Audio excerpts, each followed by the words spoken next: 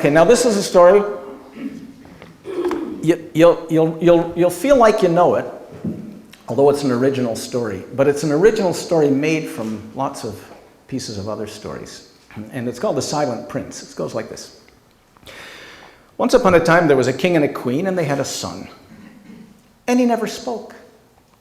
Nobody knew why. He seemed intelligent. He was a beautiful boy, but he never spoke. And he came to be known as the Silent Prince. Now, when he was about 18 years old, the king and queen issued a proclamation that said, "Anybody who can make our son the Silent Prince speak will win a great reward." And then in their very small print at the bottom of the proclamation, you really have to check these royal proclamations very carefully. It said, "Anybody who tries and fails will have his or her head chopped off and stuck on a fence post around the palace." So, at the time my story begins, many men had come and tried to make the Silent Prince speak. Doctors, philosophers, a lot of politicians. Many very intelligent men, and their heads were all found on the fence all around the palace. There was one post empty. Down the road from this palace lived a girl about 18 years old. She lived with her grandmother, her bubby, her nonna, her oma. And one day she said to her grandmother, "Granny, you're wise. I would like you to teach me your wisdom because I would like to try to make the Silent Prince speak and win the great reward."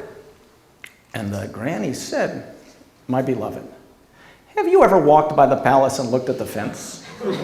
"Yes." "A lot of heads up there." "Yes." "All men. I would like to be the first woman to try. But I can't do it alone. I need your wisdom. Please teach me your wisdom." Granny said, "I can't. It's very hard to teach wisdom. I could only teach you my wisdom on two conditions. One, you would have to listen to me all night without falling asleep. Two, you must not interrupt when I'm speaking. You must listen without interrupting. Can you do that?" And she said, "I will try." And that night, she listened all night without interrupting, without falling asleep. Her granny spoke wisdom. She listened, she remembered, and in the morning she said, "Thank you, Granny. I will go and try." And her grandmother said, "Goodbye, my beloved. Don't lose your head." She walked down the road. She came to the palace. She came to the guard, and she said, "I have come to try to make the Silent Prince speak." They brought her to the king and queen, who looked at her, and they thought, what a shame to have a beautiful young woman's head up on the fence post. But they said, "Here are the rules. You get to spend one night in the prince's bedroom with a witness, and in the morning we find out what happened." So the girl went in. Somebody said kinky, but this is a story, and I'm sticking to it. She went into the prince's bedroom. She sat down, and she didn't say anything. She just sat there. Well, the prince was very puzzled because everybody else who'd come in, all the men who'd come in, had done a lot of talking. She just sat quietly. And while she sat quietly, he looked at her, and she was beautiful. He looked at her hair, he looked at her eyes, he looked at her neck, and she was beautiful. She was as beautiful as the women in this room today. She was beautiful. But she wasn't speaking until finally she opened her mouth and she spoke, but not to him. She turned to the witness and she said, "Tomorrow I die. Would you tell me a story to give me courage to face my death?" And the witness said, "Well, I don't know any stories. I'm just a witness. Would you listen to my story if I told it to you?" "I'll listen." And this is the story she told. She said, "Once there were three women, about 18 years old. Each one had a magic power. One had a telescope that could see anywhere in the world what was happening at that moment. Another had an airplane that could travel instantly around the world, anywhere. The third had found a magic apple. One bite of the apple would cure any sickness. So the three were friends, and one day they met, and the one took her telescope, and she looked, and she said, 'Oh, on the other side of the world, a man is dying, a young man, very handsome, a prince.' The one with the airplane said, 'Let's go.' They flew to the other side of the world. They came into the prince's room. He was dying. The one took her apple, gave him one bite. He was instantly cured. And he jumped up, and he saw these three women in his room, and they were beautiful. And he thought to himself, I'm healthy now, I'm single, I'll ask one of them to marry me. Maybe one of them will agree. I'll ask the one who did the most to cure me. And here the girl stopped her story. And she said to the witness, I have a question for you. Each one did something to cure the sick prince. Which one did the most? Which one should he ask to marry him? Who do you think?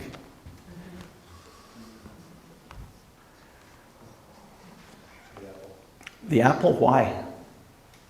The final cure. The cure. The cure was the apple, indeed. Do you all agree? No, we've had a lot of polls lately in Canada. But the telescope, the initial vision, and so on. Yeah. No one votes for the airplane.